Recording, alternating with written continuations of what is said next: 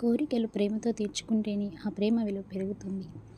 ఏమనుకుంటారో అన్న భయంతోనే, నా భార్య కాబట్టి, నా భర్త కాబట్టి అన్న భయంతోనే తీర్చుకుంటే అది కోరిక అవ్వదు. దాన్ని శృంగారం అనరు. అది ఒక దినచర్యను లేక ఒక రకమైన వ్యభిచారము అవుతుంది తప్ప బంధంలో ఉన్న ప్రేమ కనబడదు. అలాంటి కోరికలను ప్రేమ, పెళ్ళి, బంధం అని పేర్లు సరికావు. ప్రస్తుత సమాజంలో కొంతమంది భర్త కావచ్చు, భార్య కావచ్చు, శృంగారాన్ని దినచర్యగా భావించి నిజమైన తృప్తిని కోల్పోతున్నారు. కోల్పోవడం కాదు, కోట్లు పెట్టినా కొనలేని సుఖం, సంతృప్తి ఒకటుంటుంది అని తెలియదు కూడా.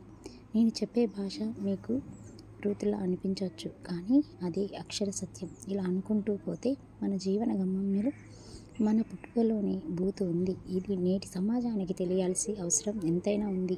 మానవ జీవన మనుగడలో శృంగారం ముఖ్య పాత్ర పోషిస్తున్నప్పటికీ ఒక ఋతుగానే మిగిలిపోవడం గమనార్హం. నిజాలు కాస్త కఠినంగానే ఉంటాయి.